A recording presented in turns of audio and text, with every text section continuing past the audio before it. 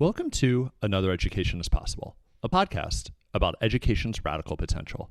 I'm your host, Jordan Corson. Today's guest, Maura Finkelstein, was actually on a bonus episode that we aired back in November of 2024. And Maura's also been in the news and interviewed in many places since she was fired from her tenured position for speaking out against the genocide. And we get into what happened with her job during the interview, and we also don't want to just retread what Maura has said in so many places. So why have her on twice? Well, I'd like to read something that she wrote. Teaching can be transformative. It can be revolutionary. It can open up spaces of liberation. If we are doing our jobs, if we are really teaching, then the work we are doing is not just conveying information and assigning grades.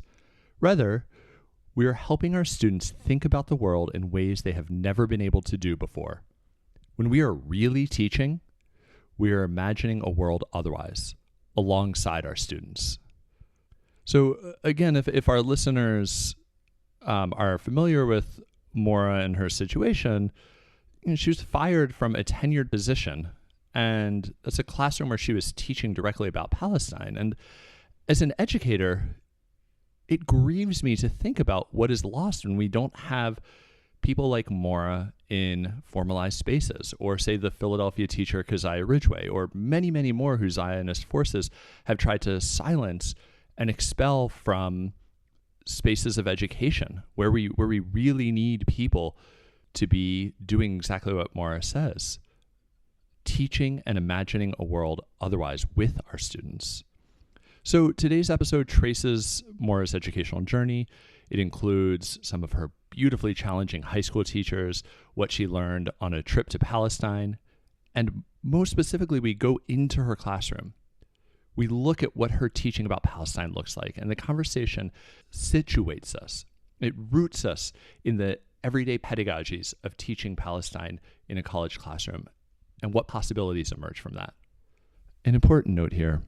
This episode was recorded at the end of 2024. We're now recording this introduction in early 2025, just after the announcement of the ceasefire. I don't have much to offer beyond what's already been said, and said better than I could ever say it. But I'd like to remind and encourage the work of Palestinian liberation continues. And that's very easy for someone like me to say right now, but I think we should also remember that in 6 months, when the Trump administration is doing another awful thing and we feel crushed by the everyday burden of capitalism. And I'm speaking specifically to U.S. Jews here. This moment marks perhaps the end of a prologue for many of us. Let's now recommit and strengthen our work. The right of return, the need for struggle and resistance, the fight for Palestinian liberation from the river to the sea, and the educational work that feeds the struggle continues. Now here's Maura.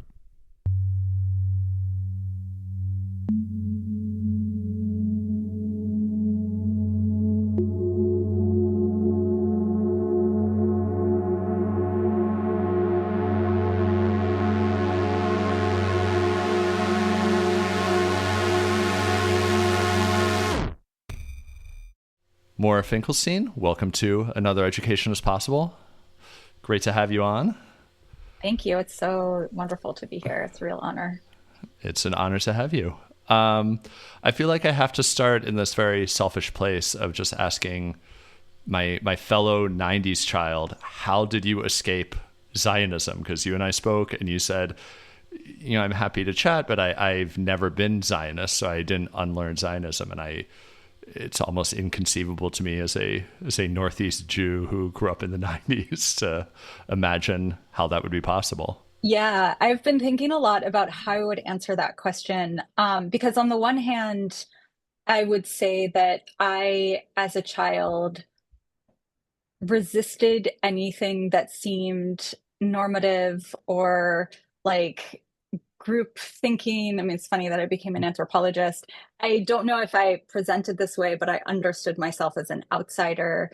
And so anytime I saw like a lot of people buying in to something, I was like, that's something I should resist. It made it probably very annoying to raise me. Um, and, I had lots of different ways of learning this. Like I became a vegetarian when I was 8 and a vegan when I was 16. And so a lot of my childhood was resisting power in these like very intimate kind of ways, somewhat in my kitchen growing up. And those were really good lessons. My father was a lawyer. He's retired, but a lot of the sort of practice growing up was that if I could make an argument and defend myself, I could do things. So I like read Diet for a New America when I was like 9 and like argued my case in front of my father.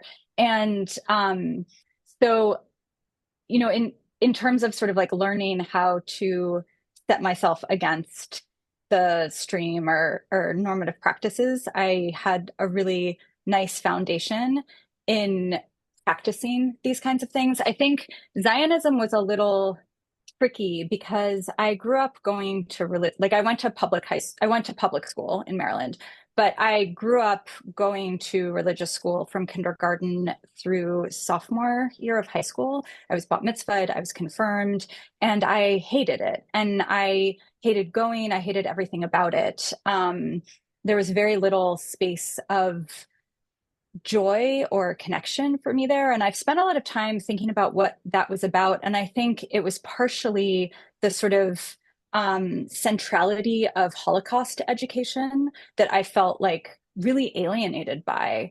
And just sort of, even as a small child, I just remember feeling scared a lot of the time, but not because of the Holocaust and like this is something that happened to Jewish people, but just this is something that people do to other people. And so I thought a lot about that in sort of a larger context, even when I remember in elementary school and middle school. And I remember even like hearing about the Rwandan genocide and very much understanding that there were connections there. And I can't remember quite how I was making those connections, but I was making those connections. And, I had the sort of luck of having parents who were not Zionists in any kind of active practice. I think, in the way that Zionism is sort of this passive form of power and knowledge that passes through pretty much all Americans, especially Jewish Americans. I think that sort of mentality built in the 90s influenced my parents, but they never wanted me to go to Israel. They never wanted me to feel a connection to it. If anything, when we would talk about Israel, it would be, that very violent place over there that I hope you never go to. So, there was a distance there, even though I would go to the synagogue where I grew up, Temple Sinai on Military Road in Washington, D.C. And I remember, all of a sudden there were Israeli flags everywhere. We stand with Israel. Like I remember very much seeing that come to be when I was a teenager. And I think when I was 13 or 14, I remember my Hebrew teacher telling me that she had been in the Israeli military. And I remember not liking her. I remember feeling like she was, I was a good student, but I did not like being in her class. There was something that felt really aggressive about her. And I remember sort of associating that with the fact that she had been in the Israeli military and that was something that was very scary to me. And it was the first time I really thought about the sort of centrality of the Israeli military to the Israeli project. And the second thing, and, I'll tell this story because I think it's really important, but it was the first time I ever really thought about Palestine in any kind of way. Because, I've heard other conversations with folks on the show and other anti-Zionist Jews that I know that, it takes a really long time to get to Palestine in anti-Zionist understandings, but, the connection to Israel is sort of there. And I think for me, the first sort of awareness of Zionism was actually a connection to learning about Palestine. And so in my senior year of high school was just this incredibly transformative year for me. I was 16 and 17 years old. And I took a series of classes that sort of changed my life. And there were two teachers that I had that really changed my life. So, when I think about education and learning and studying, I think about the transformative teachers in my life who sort of gave me the tools I needed to get free. And those two teachers, my senior year of high school, were James Biedron, who was a history teacher, Mr. Biedron, and Coleman McCarthy, who was this Washington Post reporter, anarchist, peace activist, who taught this class called Peace Studies in the spring of senior year. You had to apply for it. And what happened for me through these like modules of education is that in my like the fall of my senior year, I took two classes with Mr. Biedron that sort of set me up as the person that I am politically today. The first was AP European History, where I read Marx for the first time. I read the Communist Manifesto, and I was sort of assigned to like write a paper and give a presentation on it. And I remember reading it with my father. And, we've had disagreements of various levels over the years around Israel and Palestine, but I remember how important it was for him to read Marx with me and like really struggle through Marx with me and help me understand what communism was. And at the same time, Mr. Biedron taught a class. He was really into live action role playing before that was a thing. And he taught this class that was a Russian history class. But he set it up where he was the czar and we were all serfs in his class. And he was like, you're all serfs, you're nothing. If you want any power in this class, you have to become a nobleman. And you can become a nobleman by kissing up to me, by coming early, by writing good papers, by just being a brown noser. And I was a good kid. And I was like, I'm going to be a nobleman. And so I did all of the things that I needed to do. And he was like, you're a woman. So first you have to become a man. Then once you become a man, you can become a nobleman. I should probably like think more critically about this, but I was the last of three noblemen who became a nobleman. And I had all of these special privileges. It was very like nice in class. I got passes to all of these things. And then the Russian Revolution happened. And he was like, you three are all dead, but I'm going to like, instead of killing you, I'm going to bring you into a re-education program. And if you serve all of the comrades, you can like come back into the fold. And it was just, having that experience alongside reading Marx, I think was a sort of like awakening of some kind of like class analysis that for me was all about understanding imperial power and hierarchy. And that sort of planted a seed in my brain of, be careful of those in power and be careful of aligning yourself with those in power. And then in the spring semester, same teacher, Mr. Biedron, taught a Middle East history class. And it was 1997. Everybody was high off of Oslo, and it was set up like a peace talk because his live action role play. And he assigned every student in the class to a country or an entity. And it was based on power. And so, 10 students were the United States, 8 students were Israel, probably like 3 students were Egypt, 2 were Jordan, and I was the one student assigned to Palestine. And it was an invitation for that semester. I mean, it was 1997, so like the internet was not what it is now, but to go learn everything I could about Palestine in order to come to this table and argue on behalf of Palestine. And so I went and I read everything I could get on my hands on. It was the first time I read Edward Said. I read The Question of Palestine. I don't think I understood anything.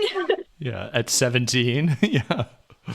But I think that there's something like, I think about all of the things that I read in high school, and I didn't understand a lot of those things, but they were imprinting on me something very important. Like I somehow had a copy, I mean, I still have it, of that book. And I sort of like carried it with me for decades and continued to learn from it. But it was very important to have that as a teenager and to be learning about Yasser Arafat and learning about sort of all of the history that I could get my hands on. And because Mr. Biedron had sort of set me up to disavow structures and institutions of power, I was sort of perfectly primed to actually take that really seriously. And so, I've been thinking about this a lot. And despite my Jewish community that I always felt really alienated from and didn't understand that it was this Holocaust education that was like very central, and then this like alignment with Israel that didn't make any sense,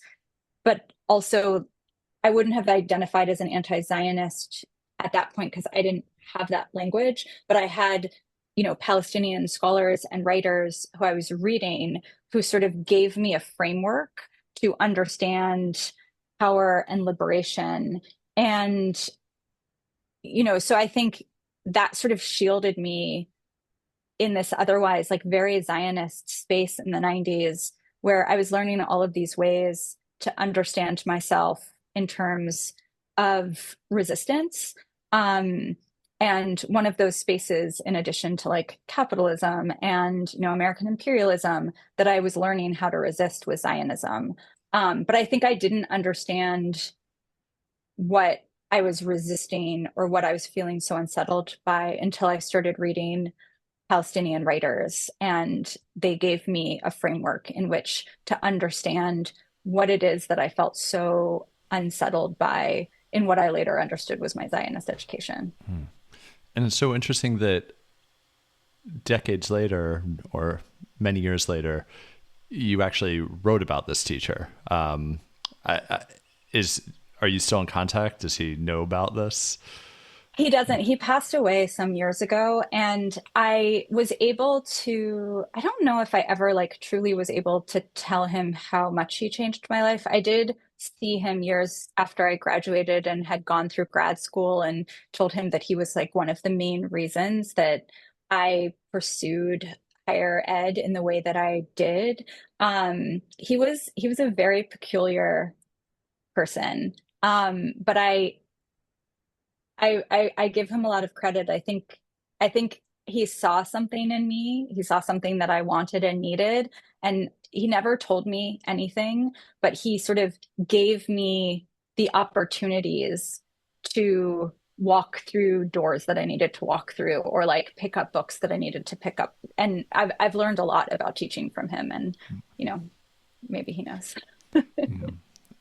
And that appears in your writing, right? You talk about exactly what you just said as how you frame your classrooms. It's funny too, because years later, after I started writing about Palestine, I was a little, I've always been like slightly naive. I think that it sort of protects me, but also troubles me in certain ways. I'm like, I've been to Palestine, like I've been reading, I know all these things, like I should go and talk to folks at synagogues and temples and like encourage them to sort of think about this the way I have. And I don't remember if like my parents had reached out to the rabbi at the synagogue at the time, but her response to me was, I'm very, very troubled with the way that you've been brainwashed. And that sits with me. The way in which I remember seeing the brainwashing of Zionism as a child, and I've, freed myself from it. And the response from the rabbi is, you've been brainwashed. Which is not unique, but it is heartening to hear, on a podcast about education, a lot of my life is devoted to fighting for public schools and supporting teachers. And yet simultaneously, I'm constantly critiquing the fact that by and large schools are sites of oppression and critical spaces of all of these things. But almost everyone we've talked to has talked about, it's just so wonderful to hear you talk of a teacher who welcomes reading Marx, exploring Palestine, and not in a way other than, as you suggested, opening doors for you. I do wonder where that led. You're very careful, as we'll talk about soon, to say you are not an expert of Palestine, but it has remained part of your study, part of your activism, part of your life and work. Yeah. So, there's been like I've been very lucky in my life. I've done a lot of really weird and wild things, and I did a lot of them when I was younger because now I'm tired.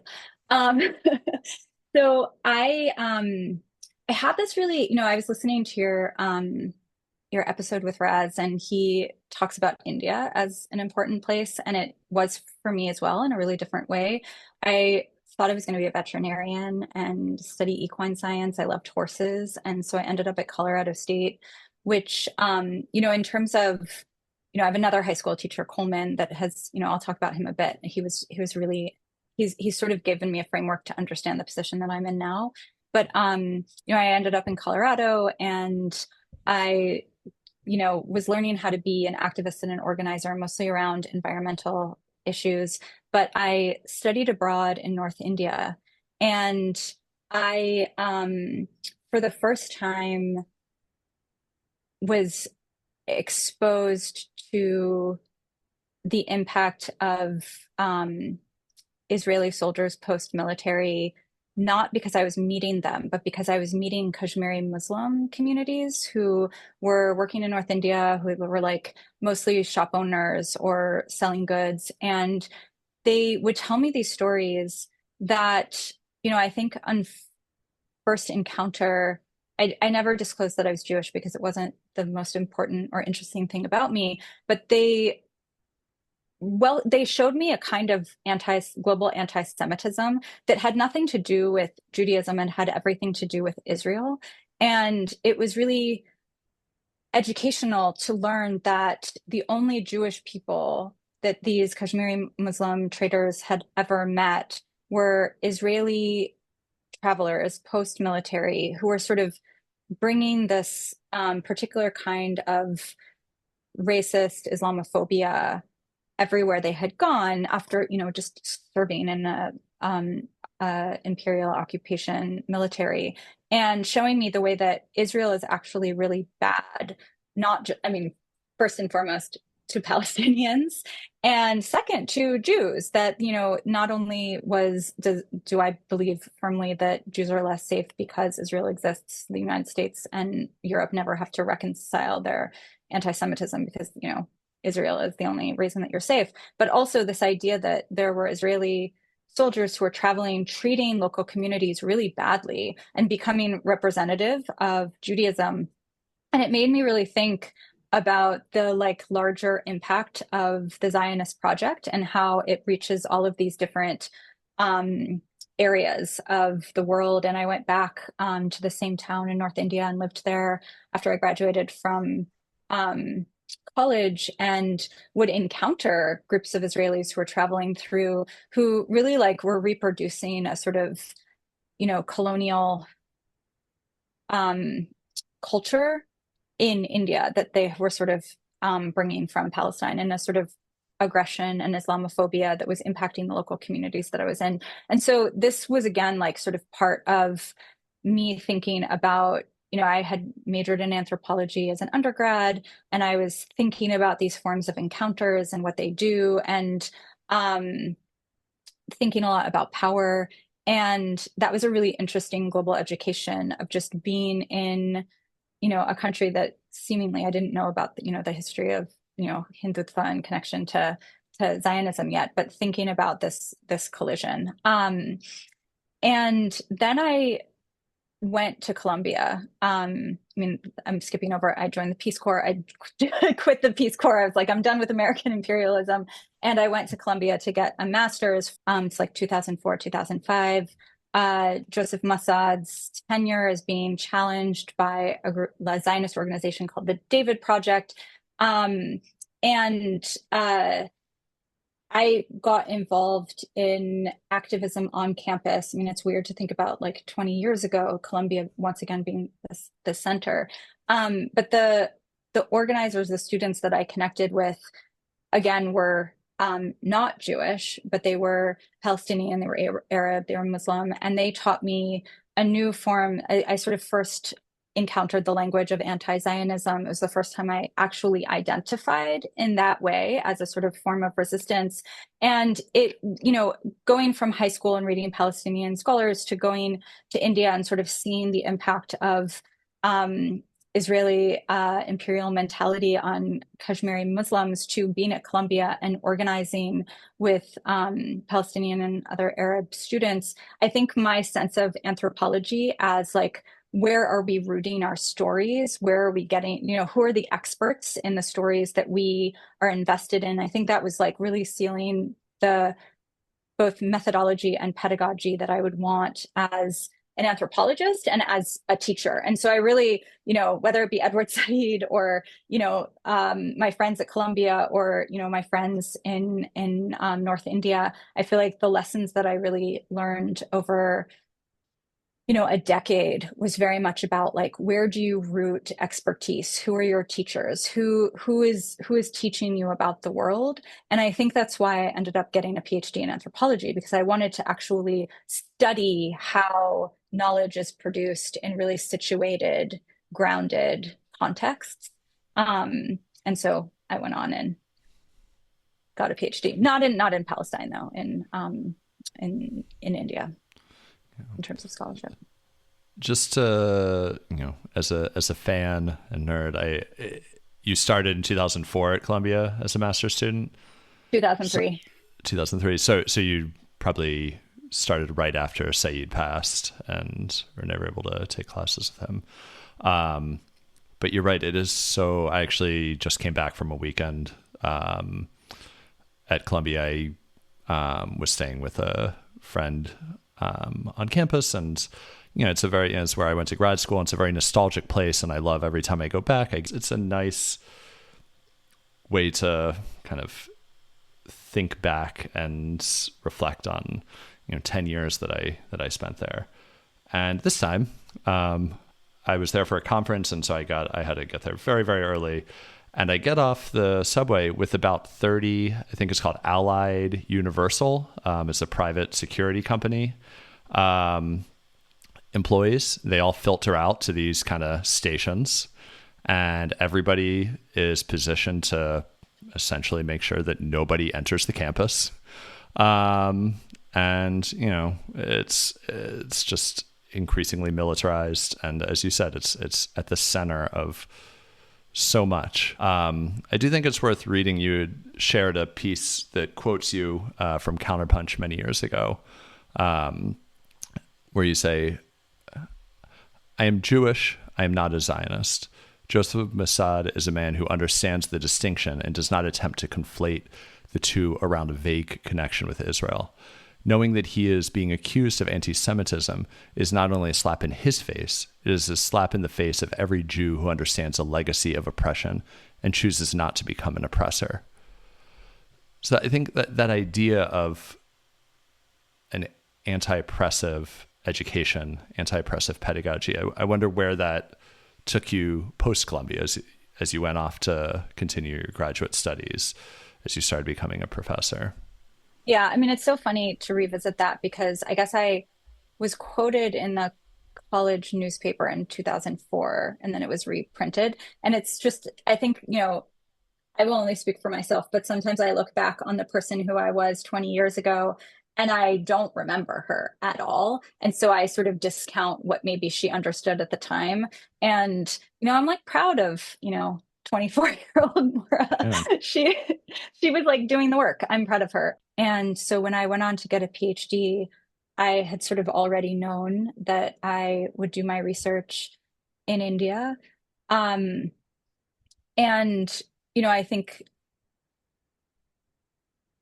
one of the things that I try to hold on very strongly to, another thing that was happening for me while I was at Columbia, is that I was reading, revolutionary literature. I was studying class struggle. I, was organizing alongside students who were, part of young socialist networks. And I was thinking a lot about class, and I was thinking a lot about how, my understanding of all struggles is also rooted in class struggle. And so when I was, sort of looking for a PhD project, that's something that I really wanted to learn about and think about. And so I ended up doing a dissertation on textile mill workers in Bombay.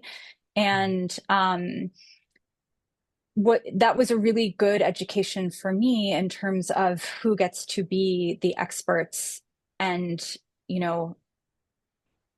key storytellers in history, because I was working with a community that had sort of been written out of the contemporary history. They had sort of been seen as important during the height of Bombay's industrial history that was understood to have ended in the 80s. And yet these workers were still present and they were still working and they were still like struggling to have a good life in the city, both economically and also sort of effectively and through recognition.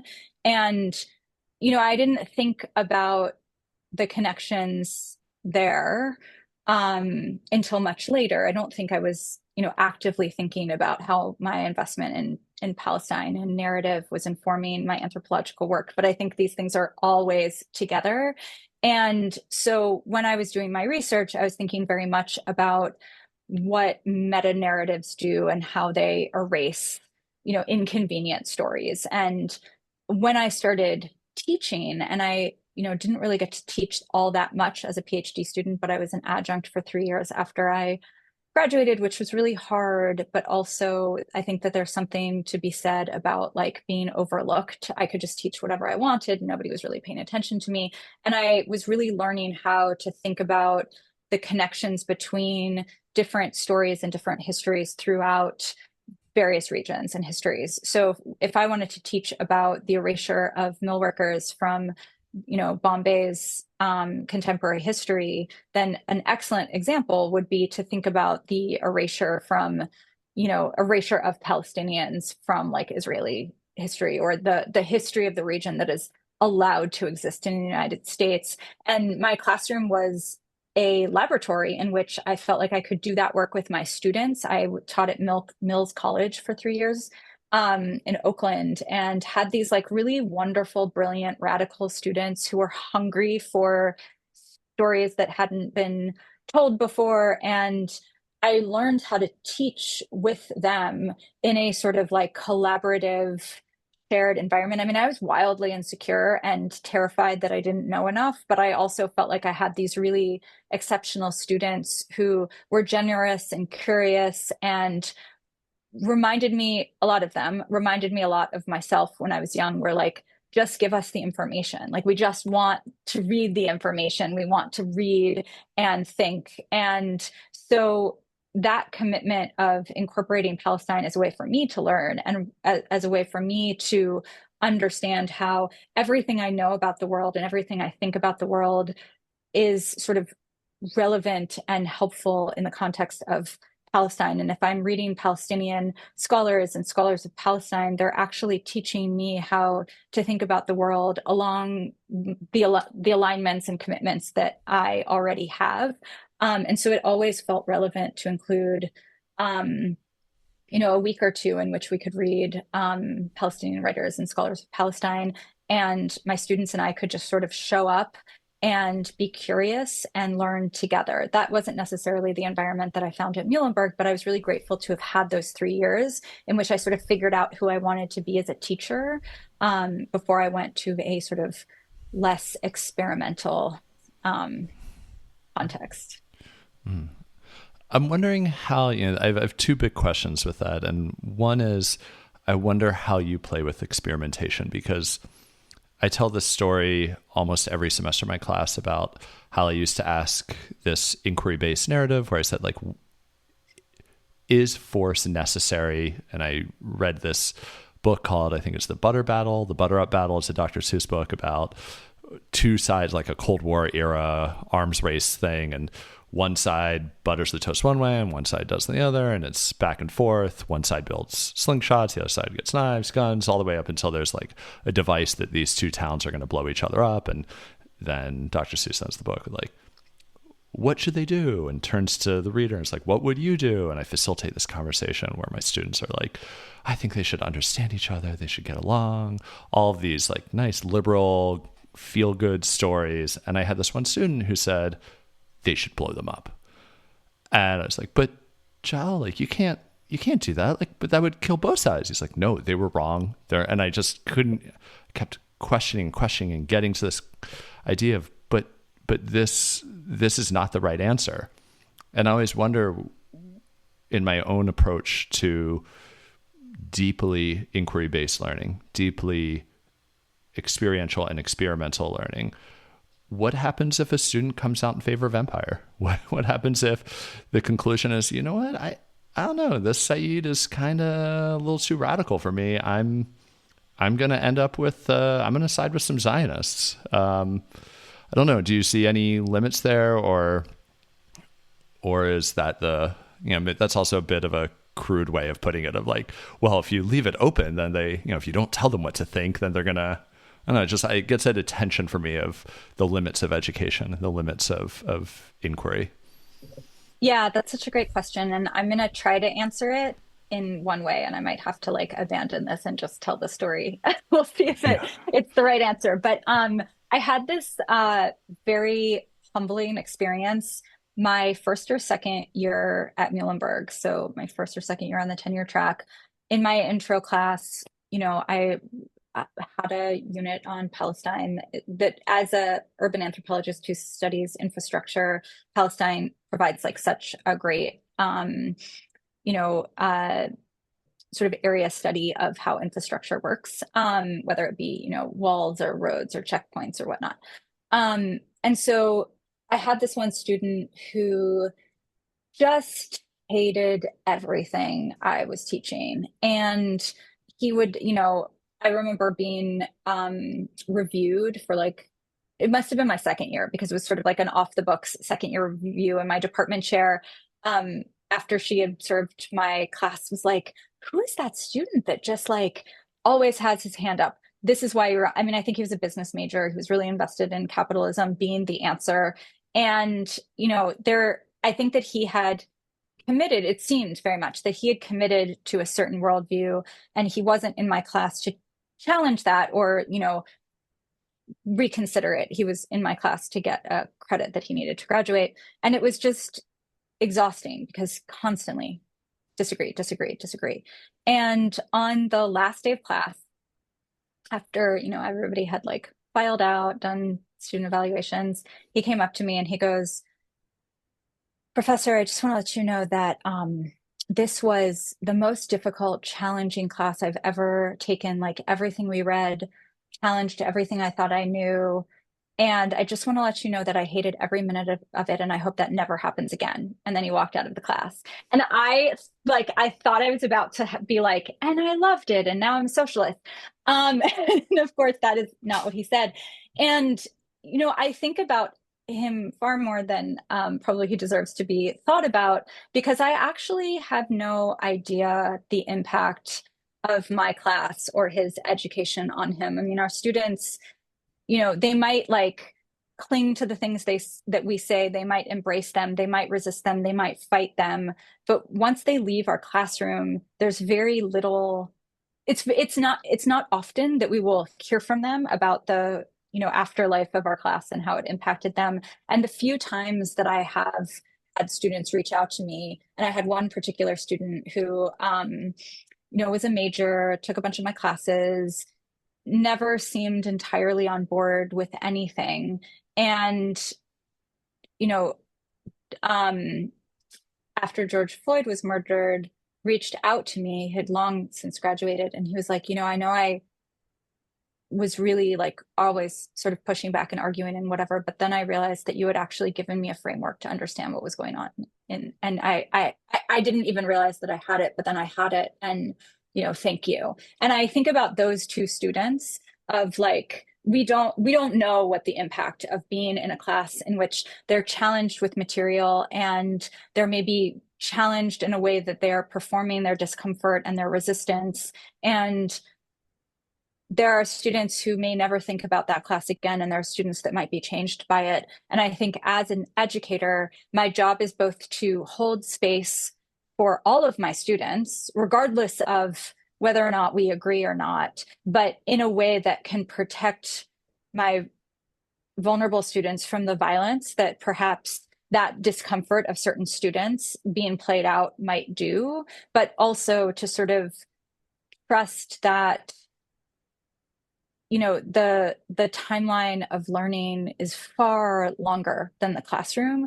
And if we are providing material that can perhaps change a worldview or can perhaps be a tool or whatnot, that doesn't have to happen in the class. It can happen years later. It can happen, that summer. It can happen 10 years down the line. And so I try to hold on to that when I feel like I'm not getting through to a student that maybe like that's not my job. My job is just to give them the material that they need and a framework and a space in which, they're encouraged to be entangled with something new and then let them figure it out down the line, if that sort of gets at it. But, it's hard. Yeah. It's hard to not, I've been really accused a lot this past year of, you know, indoctrinating students and having an agenda.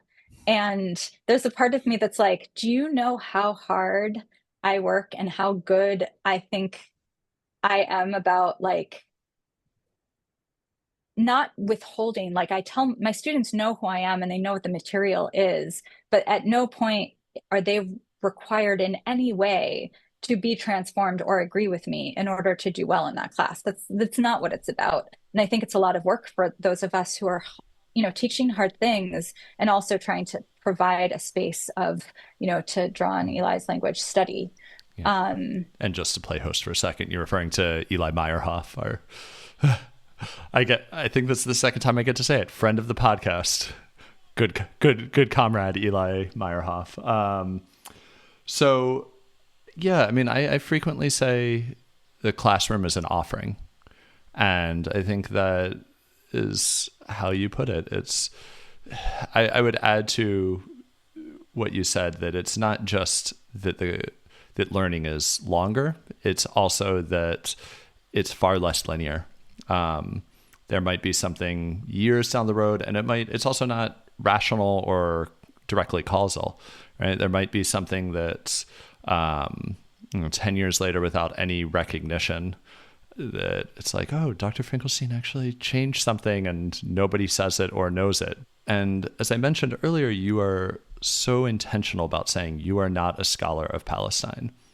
And yet you've made this direct turn to teaching about, studying, writing about Palestine. And I wonder about, most of my books are at my office, but one of the most impactful books in my work as a scholar of education is this book called The Ignorant Schoolmaster by the philosopher Jacques Rancière, which is basically saying that things like democracy, and not democracy in the bullshit sense that we have in the US, but actual politics is something completely unqualified. And similarly, that education is something that requires no qualification, that anyone can potentially learn and study and think. And it's not just who power dictates can do those things.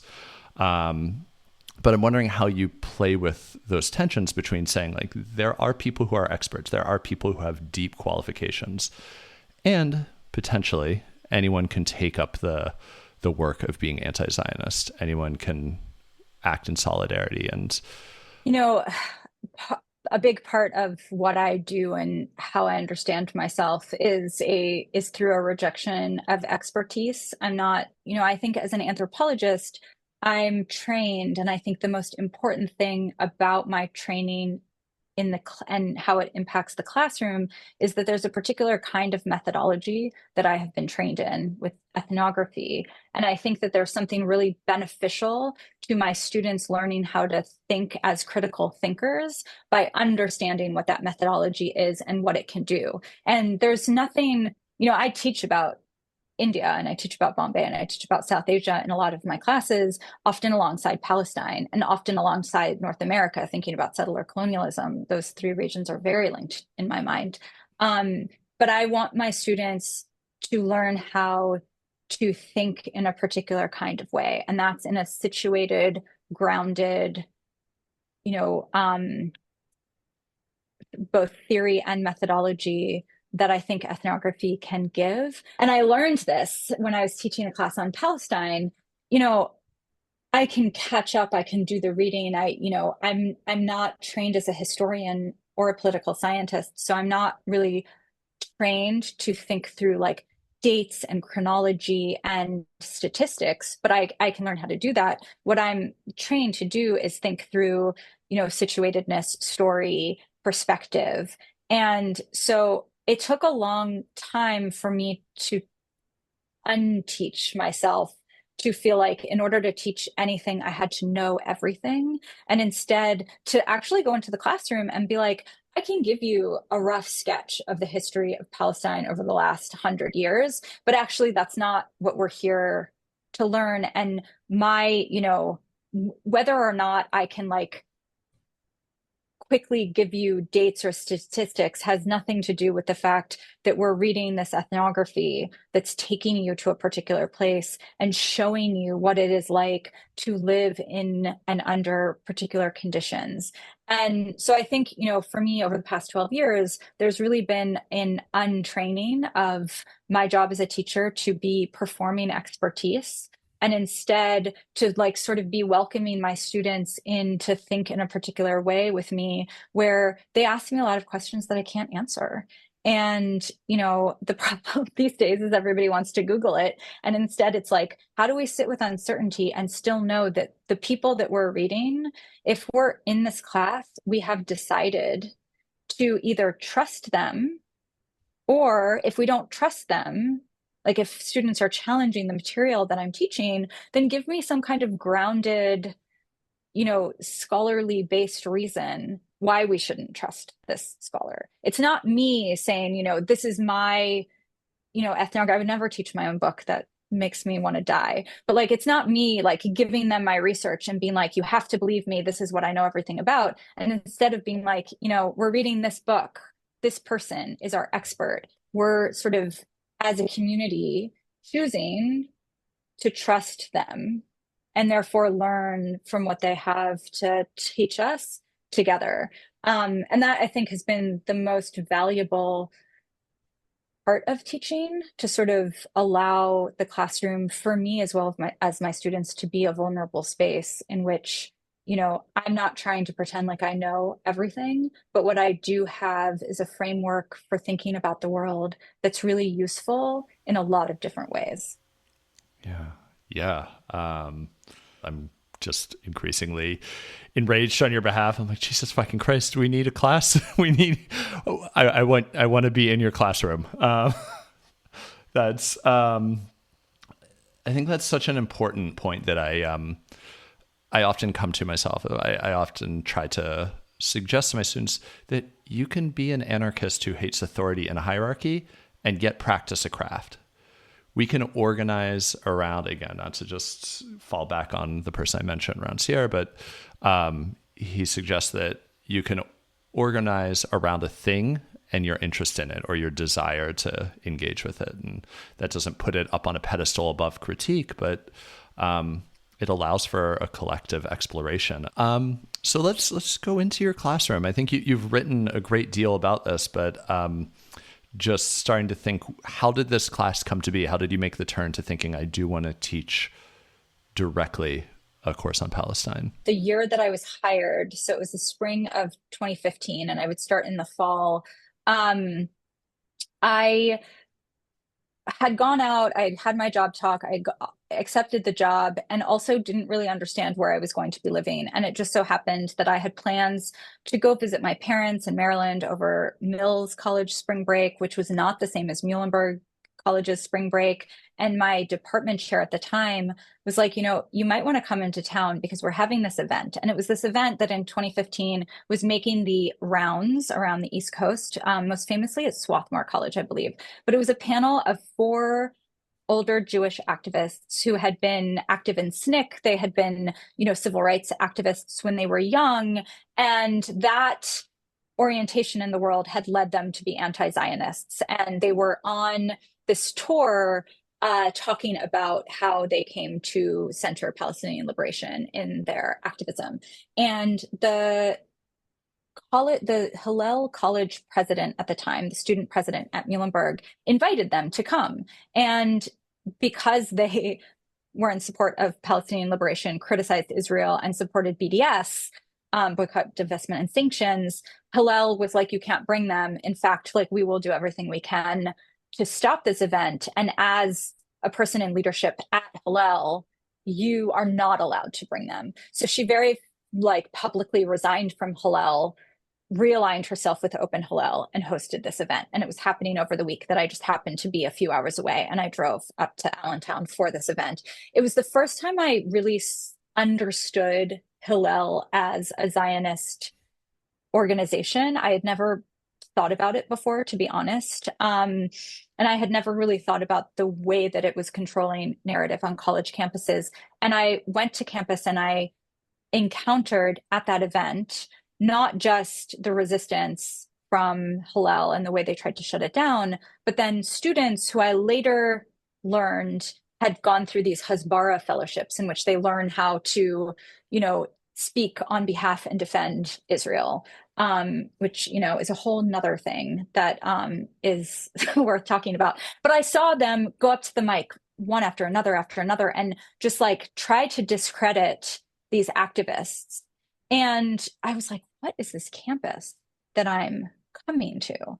And so the next 2 years, I, was experimenting with teaching about Palestine. I got a lot of resistance, and ended up my third year, there's a lot going on, inviting a Palestinian scholar to come give a talk on campus. Once again, Hillel was trying to get it canceled. They wanted me to promise that the scholar would not talk about BDS. I was like, the scholar can talk about whatever he wants. They tried to get it blocked. They tried to do all of these things. Again, I saw these students come up to the mic and just try to discredit this scholar who is also Palestinian, who's from the occupied West Bank, who grew up in Bethlehem, over and over and over again, tried to like deny him his experience.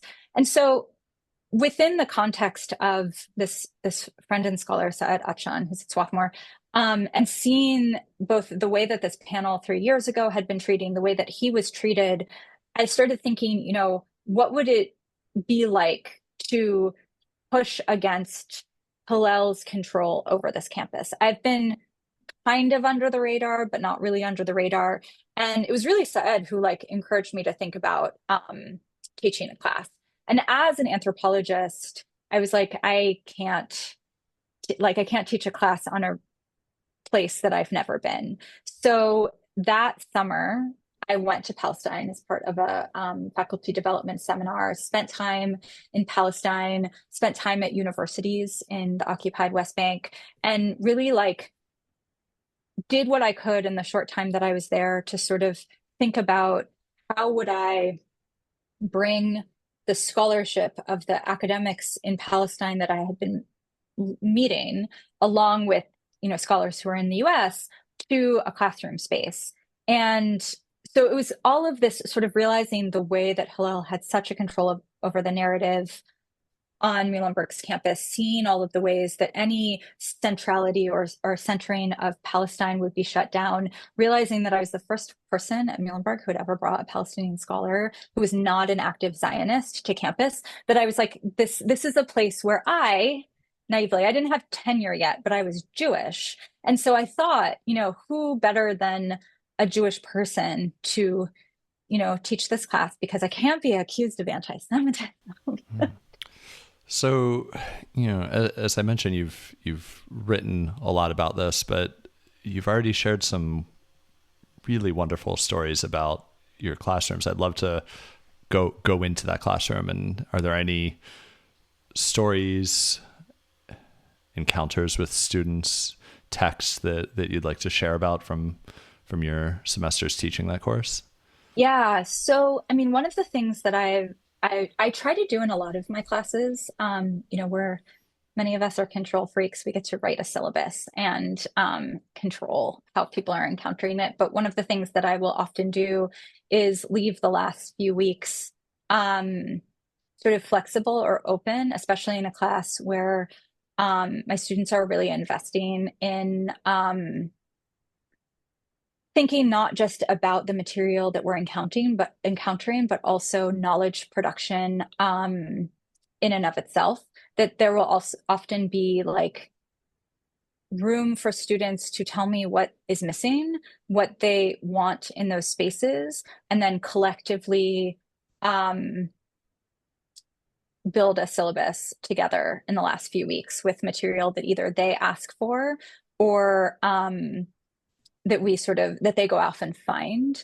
And the first, it's interesting to think about now and how I even feel, where can I talk about this? What does this look like? The first time I taught the class, my students were like, we want to learn about Hamas. Like, what is Hamas? Like, like, how do we understand Hamas? Like, what is this? Are they terrorists? Are they a political organization? Et cetera, et cetera, et cetera. Again, all I knew was what I had read. And I ended up assigning parts of the ethnography, How to Build a Human Bomb, about the First and Second Intifada and Hamas. And it was really wild to just sort of, now I think, what would it be like to try to do that? I mean, I've Yeah. been reading through the Heritage Foundation's Project Esther report, and all of the ways that, any kind of like talk of resistance or whatnot is, trying to be criminalized right now. But the thing that I realized is that, like, my students wanted to go into the spaces in which what I realized I was sort of creating this as our discursive space, or our, like, the bounds of narrative. They wanted that. They wanted to learn about resistance. They wanted to, like, think about, not just like history and culture, but they wanted to think about, political violence, and they wanted to think about, violent resistance, and they wanted to think about action. And it pushed me to teach more about Gaza, because I had found that so much of, just because of who I had met when I was in Palestine, so much of the material was coming out of the West Bank. And that really encouraged me the second time that I taught the class to focus more on Gaza. But I think, one of the things that I love so much about teaching is how, when it is really working and students and myself are really showing up and being curious and asking the right questions, they're bringing us to the edges of power and pushing against that. And what I found the first time I taught that class was that I was scared to talk about political violence, and I was scared to talk about, violent resistance, because I didn't, I had a good relationship with my students. I had to trust that we were sort of all, but, I was at Columbia 2003 to 2005. I know how things can be taken out of context. And so I was really, in that class, it was really a challenge. And I haven't actually thought about this or talked about this until you asked this question. So, I'm still a little unformed in my mind of how I tell this story. But it really challenged the limits of how I was controlling my classroom, in which, if we're really like learning collectively and we're really doing our jobs, our students' curiosity and wonder and expectations are going to push us beyond the bounds in which we think we have expertise, or we think we have control, or we think, we have whatever perceived power that we have in these spaces. And so it was a way of really challenging myself to follow my students' questions in the most vulnerable and open way that I could. And it's pretty chilling to see the way over the past year, not that it hadn't been like this before, but the past year, in which that pedagogy of curiosity and vulnerability and, like, actually trying to learn is being criminalized, basically. Yeah. And it's really interesting how, you're offering so much of, like, this very affective engagement with your students. This idea of, I always think, this is no knock on anyone like Fanon, but it's like there are things that we're permitted to do that are sayable and thinkable in terms of political violence. And that curriculum is very small. And yet students are always pushing at that boundary. Yeah. I mean, sitting with that difficulty is such a important pedagogical tool to have. Sam, you had said you wanted to jump in. Oh, yeah. So I wonder if did those conversations with your students inspire you? In particular, you have your piece like reframing Hamas, and I think it's really important because there are so many critiques of anti-Semitism and what it is and isn't, like what Zionism is, and yet there, like when it comes to Palestinians, there's still there's still an inability to critique Hamas and look beyond like this black and white view of them as a terrorist organization. And I think your piece like does a really great job of contextualizing the movement and how it has been a movement for peace, and how like the situation via like occupation and Israeli violence has created this environment inconducive to like nonviolent responses. And I was wondering if you could speak to that more. Yeah, thanks. I appreciate that question. And I think, you know, again, there's a few ways that I can answer it. And I will say, like, as someone, you know, I joke with my partner that like my entire personality right now is Palestine. So, I can't really get away with, this past year, I can't really get away with what I've said in the past, which is Palestine is at the center of everything I do in lots of different ways. But like, I'm doing field work in India, I'm doing field work with therapeutic horseback, I'm doing all of these things. Like the past, year and a few months, 99% of the time I'm thinking about Palestine or Lebanon now.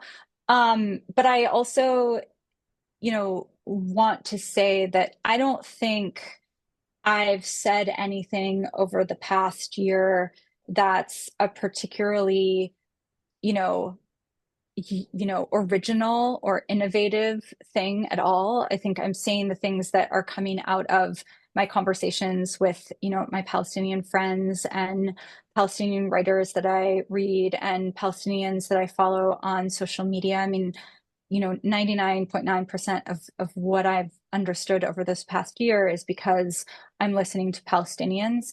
And I was both being accused of certain things even before I wrote that essay. I was also reading Tarek Bakoni's Hamas Contained and thinking a lot about that. But also, listening to so many Palestinian writers and scholars and thinkers and journalists who were like, we have to talk about violent resistance. Why we can't just be perfect victims who are so easily, trafficked in this sort of like, oh, poor you kind of way. There's actually like, this, even like I'm not even allowed to say, I mean, it's so wild. I've been reading Yahya Sinwar's novel, oh my God, what is it called? I'm like reading it at a PDF, The Thorn and the Carnation. And I mean, it's a brilliant political treatise, right? Like this is a, especially in Gaza, a population that is incredibly educated, in multiple languages, writing, thinking, theorizing, et cetera, et cetera. And if you're paying attention to thoughts and ideas and theories and methodologies that are coming out of that space, it's 1,000 different ways to think about resistance. And yet I was seeing none of that in the like Americanized conversations that I was having. And I just happened to be the kind of person who like likes to like push at those spaces. I get myself in trouble. And I'm trying to be clear-eyed about what that means. But I think we need to be pushing at those spaces. And so all of that was to say, I wrote that essay because I was just so tired of seeing the way that, Hamas is different. Hamas is not Gaza. Hamas is not Palestine. Like mostly it's, women and children. We should not just be talking about women and children. We should be talking about everyone, right? I think that in the US and in Israel, we've seen time and time again that like there is no form of Palestinian resistance that is acceptable, whether it be peaceful or violent.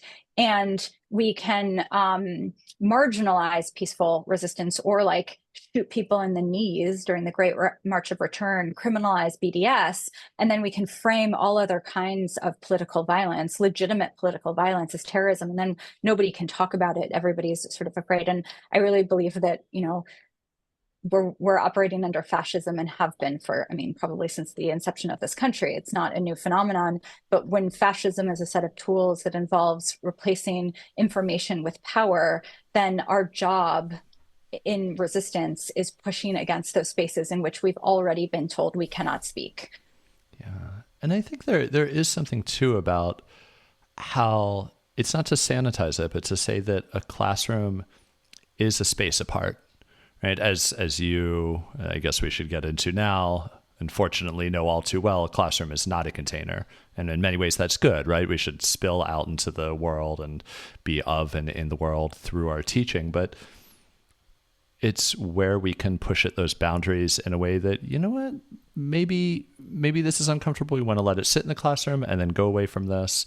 Maybe we want to mess around and say the wrong thing, but have that be a place where we can mess up and we can say our ideas and engage in dialogue in ways that isn't fully formed, right? That's the whole point of building schools, is to have that space apart from the real world. It is part of that extra time. But yeah, I mean, you might be exhausted from talking about it, and I apologize to lean into there. Probably everyone you encounter is like, how are you? But do you want to talk about getting fired? I think there's a real pedagogical address there. I'm a non-tenured Jewish professor. I think I don't want to center myself in any way. And I think we should also get into the ways that you've been so fantastic about pivoting from centering yourself to addressing that this is about Palestine and Palestinians. But I did feel like your firing is addressed to any of us who might push for academic freedom and want to talk about Palestinian solidarity and Palestinian liberation. So maybe just how you see kind of what you were being taught, how you maybe just even the experience of it. I don't know, anything that you want to take up, and do you want to just scream into the ether at Muhlenberg and the entire system? Well, okay, so I have so many things that I could say. So at the very beginning, you asked me about my early education, and I sort of like casually mentioned a teacher named Coleman McCarthy who taught this class called Peace Studies, and I'll just tell that story now because I think it's really important to sort of think about where we are now. So the same semester that I was taking this Middle East history class, I was in Coleman's Peace Studies class, and it was really a laboratory for me. You know, I've been looking for, I need to go back to my parents' house and see if I have any materials from there. But I think that like everything radical that I read in high school was really given to me by either Mr. Biedron or Coleman. And, you know, Coleman was the first time that I read Gandhi. It was the first time I read, you know, the Radical King. I was learning about Black Panthers. Like I learned about the American Indian movement during, like, it was a really good grounding in, you know, it was probably like Howard Zinn's like alternate history. What is that book called? I think that, People's History. Yeah, People's History of the United States. There's a lot of like material from that and rethinking American history through what he called peace studies, but really felt like a revolutionary framework. And he also was the first person who took me to protests. And most importantly, he took me to protests at Lockheed Martin because he wanted me to understand commodity chains and like where we need to think about resistance to, you know, the American military war machine. If we're, you know, it's not just about like holding signs in the street, it's also understanding the sort of like production of it all. It was really, really important to me. And I was trying to try out things during that semester. And one of them was not going to an assembly about like prom behavior during his class because I wasn't going to go to prom, and so I wasn't going to go to this assembly. And all this, you know, students in my class went to this assembly as we were called to do, and I was like, I'm going to stay here and like learn about nonviolence with Coleman. And the vice principal came to class after they had figured out that there were students missing, told me that I needed to go to this assembly, and I was just like sitting there waiting and looking to Coleman, and I wanted him to back me up, and he's like, you need to decide what you want to do. You're never going to be rewarded for resistance. And you need to figure out if this is something that you are willing to, you know, see through. I was being threatened with suspension. And he was like, there's always a cost. And you like when you're doing organizing and activism, you need to figure out what you have and what you can afford to lose. Is this something that you're willing to lose out on? And I decided that it wasn't. And I went to the assembly. And I've been thinking about that in terms of like the afterlife of our education. I think about that all the time. That moment in which I felt like he gave me the most important tools I needed to figure out how I wanted to show up in the world. And for years, both at Muhlenberg and at Mills, mostly at Muhlenberg, my students would come to me and they would be like, I want to protest this thing, or I want to push back against this thing. The administration is doing this, et cetera, et cetera. And I'm getting to the question, I promise. And I would always tell them, like, I can't tell you what to do, but what I can tell you is that you have to figure out what you have to lose and whether or not this is what you want to lose those things on. And sometimes they would say, I need this letter of recommendation from the provost in order to get this scholarship, or I need this in order to get that. If, I think one of the things that we've seen with the encampments, with, faculty and staff putting their neck out on the line for students and for Palestine and whatnot, is that sometimes people are very clear about what they have and what they can afford to lose. And that's where we win, being very clear-eyed about what we have, what we could afford to lose, and what the costs are. And I think when people are losing more than they can afford to lose, that's where I think like we need a bigger collective strategy to see how people can sort of come to the movement and be really, like I didn't want to lose my job. I didn't think I was going to lose my job. I mean, this was a huge shock to me, but I also was like, I am willing. I was given all of these opportunities to sort of apologize and put my head down and be quiet. I don't know if that would have, saved me, but I think I had to be very clear about like, what is the worst case scenario here? And can I afford that loss? And I think when it comes to genocide, I think the thing that I've been very clear about over the past year is that there is a lot that I'm willing to lose because the US is funding Israel's genocide against Palestinians in Gaza, and now also in the occupied West Bank, as they always have been, and now also ethnic cleansing in Lebanon. For me, I have not been asked to sacrifice anything. I don't even see it as a sacrifice. Like I've not given up anything that feels important enough to like even compare to genocide. But I guess all of this is to say, I knew from a very long, since like teaching this class on Palestine, bringing Palestinian scholars, that Hillel International had their eye on me. They did not want me around, and that they were going to take an opportunity if it emerged to try to get rid of me. And, in partnership with Zionist donors who, because of the way our education system works, have a lot of power over how our, colleges and universities can operate. The administration was sort of, I think, put in a position because of the pressure from students and alumni associated with Hillel and donors who identified as Zionist and wanted to shut me up. I think the administration was under a lot of pressure to push through a case that could be grounds for dismissal. So in the fall, I was first concerned over my teaching because a student brought a complaint against me, and that was investigated and found to be not credible. Then it was with my publications. So in particular, the Hamas essay didn't, garner me any favors, but the real trigger was this essay I published called "Never Again Means Never Again for Anyone," that I published after going to the first big JVP organized rally in Washington, D.C. in October. And I was accused of, being a Holocaust denier because I was calling more than the Holocaust a genocide. I was accused of making Jewish students feel unsafe because I was calling what Israel was doing a genocide. So they tried with publications. Academic freedom got in the way. And so in January, the case that was eventually brought against me was by a student who was in Hillel leadership, who I've never met. No, I know who the student is because they had been surveilling my social media for months.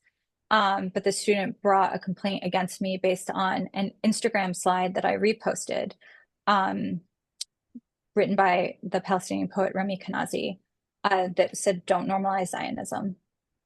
And the student claimed that that post violated the equal opportunity non-discrimination policy because the student identified as a Zionist, and the student believed that Zionism, is being Israeli, and Judaism were all the same. And so I was denying the student a right to an education. When I found out that this was actually the case that they brought against me, and now, I feel a little naive. I was like relieved. I was like, oh, this is ridiculous. This isn't going to go anywhere. But in fact, it led to a 3-month investigation. It led to this investigation through the Title IX office that found me guilty of 4 counts of discrimination, online harassment, led to my termination. And now we're in an appeals process with the actual faculty committee. Like everything happened sort of in the secrecy of the Title IX black box. And now it's actually like with the faculty handbook procedures. So we'll see what's going to happen. But I think it was really an education for me in that, because we've seen the way in which, colleges and universities have had their federal funding, eroded over the years. They were relying on tuition and donors and whatnot, that this investment in a fantasy of academic freedom that we used to be able to claim, because at private colleges, you don't actually have academic freedom, but we sort of claim it as, our normative culture, that actually when it comes down to money, colleges and universities are willing to sacrifice the integrity of the institution in order to, shore up finances. And the thing that I've had to ask myself over the past year is, what do I have to lose? And can I afford to lose that? Hearing Coleman's voice in my head. And I can't imagine not being willing to lose my job because there's a genocide happening in Gaza that we are funding and supporting. And it is the worst thing that I have ever seen or experienced, and I'm not even experiencing it, in my entire life. And in some ways, my entire life has been like prepping me to be the kind of person that I hope a lot of us feel that we are, which is like genocide, which, I don't think that there's anything special or unique about a Jewish education that makes you want to say genocide is bad. But also, if I have received anything from my traumatizing Holocaust education, it was the reason that was happening is because Germans didn't do anything. They didn't say anything. If only, if we were alive, then we would have done X, Y, and Z. And it's like, well, what are you willing to do now to be part of the resistance? And honestly, getting fired was not my plan, but I don't want my job that much that I want an institution to be able to tell me to not talk and teach and write about genocide while it's happening and while it's being funded by my tax dollars. So this teacher just sounds so wonderful. And again, I just want to reinforce the way that this opens up the idea that there are all these wonderful, critical things happening in public schools all the time. I tell my students constantly that, I feel really good about this. And now I'm like, oh no, this is how it should be done. Of we wake up and we do capitalism and empire every day here in the US, and it happens unequally, but the choice that you're going to have to make is what am I not willing to tolerate? But that's such an abstract thing. And you're showing how this teacher offered for you a direct example of how that could happen, and it allowed for you to be ready for this moment, which is,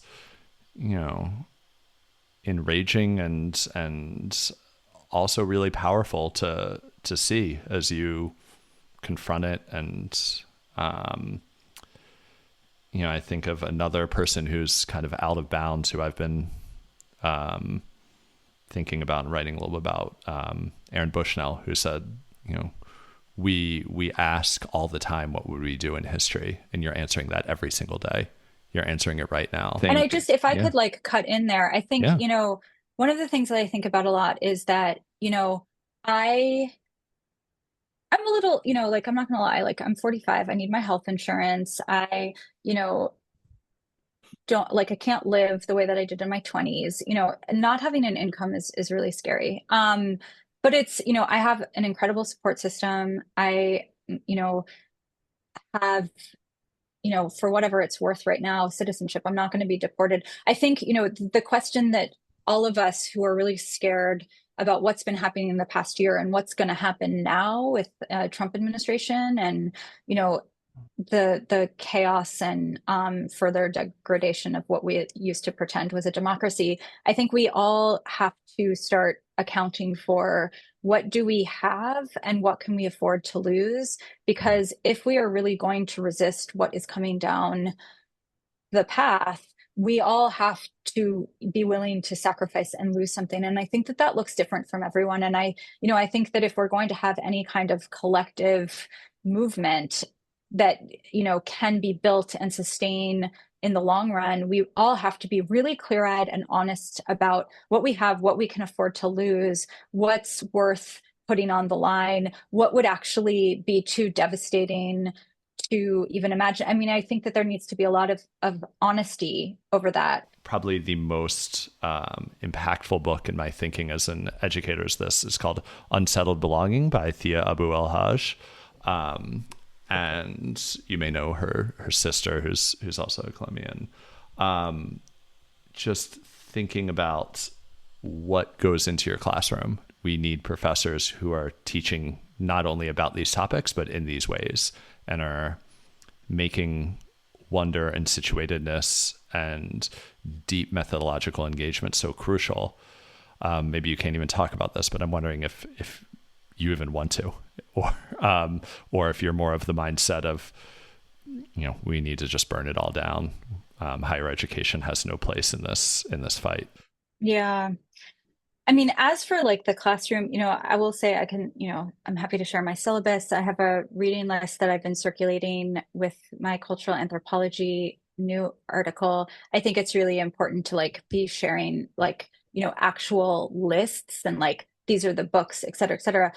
But it's been very important to me in a lot of my different classes, especially classes that I think are challenging. People talk about decolonizing shit all the time. Can I curse? Whether it be the institution or its discipline or whatever. And I'm like, you can't decolonize a colonial institution, and decolonization is not a metaphor, blah, blah, blah, blah, blah. But I do think one of the things that we can do is decanonize our syllabi and decanonize the way in which we think about knowledge, and instead think about the kinds of lineages that we want to be part of and how we rebuild them. And so when I put together pretty much any of my syllabi, but like particularly a class like my Palestine class, where I'm trying to actually not just dismantle what's already been established as like how you can talk about the region, but build something new. I think it also is about, I called my class the Anthropology of Palestine because I needed to get it approved as a class, but it's anthropology methodologically, but we read poetry, we read novels, we watch a lot of films, both like narrative films, documentaries. We think about all of the different mediums in which we can access information and story. And I think that, visuals are really important. Like we read a graphic novel called Badawi. There's just, I think, so many different ways to think about like how stories are being told and how they circulate and what they do and what they present themselves to us as. And, in terms of what it means to think about teaching in the future, I think, and maybe this resonates, I think for a really long time, there was work that I wanted to do, and a really simple, clear way to do that work was to teach in an institution where I was like getting a paycheck and whatnot. And I sort of say simple flippantly, because getting a tenure track job is like winning the lottery. It's not a meritocracy. There are no jobs. And like the best people usually don't get the job, because like if you can be approved by like 5 people who hate each other, who are stuck in a room arguing over the future of a discipline, like we got our jobs, that's great, but like also that's not necessarily indicative to the best, I don't believe in meritocracies, but or these hierarchies, but it's very hard to get an academic job, and it's apparently very hard to keep one. And so I have been asking myself what I want to be back in the classroom, and I think the thing I will say is that I don't know, but I want the choice. I want, that to be my decision. But I also think, for those of us who are really invested in being teachers, whatever that means, there's so many places to be teaching and learning outside of the classroom. And I think, again, I think it was Eli Meyerhoff's interview, but, I know you've talked about this on the podcast before, where, the student encampments were the most like radical and hopeful spaces of education. And of course, they're incredibly dangerous to the institution. The institution's going to like send militarized police to go, break them up, because if we're actually thinking about teaching and learning as being something radical, it's of course going to be a threat to the institution. So given everything that's happening in higher ed right now, I'm an optimist, but I don't feel very hopeful about the immediate future of higher ed. I think long term, if we work really hard, we might be able to like move it towards, free education, a different kind of like engagement with what these institutions are, really grappling with, their history as, land grab sites of extraction and hierarchy, and how we can like rethink them in different ways. I think there's so much work. And, I think Palestine is showing us that, right? Like Palestine is showing us how if you look at the, colonial foundation of, a settler colony, all you're going to find is rot and inequity and violence. And we can't reform these spaces and these institutions. We actually have to, collapse them and build something new. And I think that, thinking really critically about what we want spaces of teaching and learning to do, and trying to push our classrooms in that direction for as long as we can, until we actually have to grapple with the fact that these structures are not spaces of liberation. They're like actually quite the contrary. And those of us who are really invested in learning and study, we have to imagine an otherwise, and it doesn't look like a colonial institution. Yeah. So Palestine will be free, and then we will burn it to the fucking ground, build an undercommons that is full of care and rest and collective study and health insurance.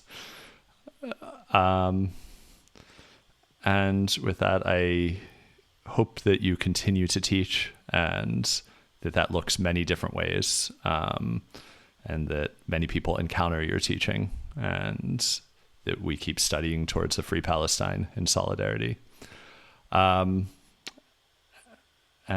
we'll just say thank you so much for being a guest. Thank you for your time. And Sam, is there anything else to wrap it up?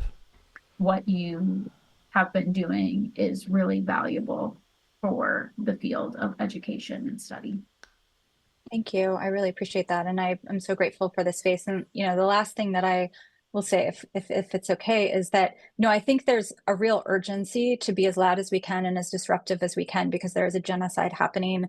And, despite the official numbers, there's anywhere from like 400,000 to 1 million Palestinians who have been murdered by Israel's genocidal assault. If you think about like indirect deaths and folks who are starving to death and trapped under the rubble, it's an immediate emergency and crisis, and we should be as loud and as forceful as we possibly can. And we need to think of new strategies and tactics, especially under a Trump administration. But I think, we're also talking about a decolonial movement, and Palestinians have been working and studying and imagining and planning towards a decolonization movement for a very long time. And I think we also need to learn from them and be patient with the sort of like individually framed sort of neoliberal form of being in this country, where like I want it immediately, or else I should just like put my head down and buy what I can afford. And I think instead think that, Palestine is teaching us what a real decolonization movement looks like. And we need to learn from that, not just because a free Palestine will show the rot of every settler colony from the US to Australia, et cetera, but also because we need to be patient and realize that, we might not see the benefit of a like truly like radical space of learning in a decolonized, Turtle Island, but we have to just keep working towards it in a collective, imaginative kind of way, regardless of the fact that like our attempts will be crushed at all ends, and we can't like lose hope or be apathetic. This is again my like optimism coming back. But yeah, a free Palestine will free us all. I believe that.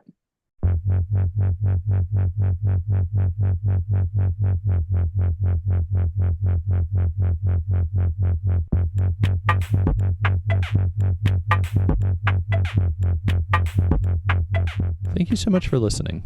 Today's episode was produced by Yardain Emran and Samantha Haley. Maura is encouraging folks to donate to Workshops for Gaza, the Samir Project, and Gaza Funds. We'll share links for those projects and other ways to support them on our social media. You can find us on Instagram at AnotherEd We hope that our podcast contributes to the urgent yet slow work of unmaking Zionism. You can support us by continuing to listen, by liking us, following us, rating us, and sharing the podcast on social media. We'll be back soon with a new episode of Another Education is Possible.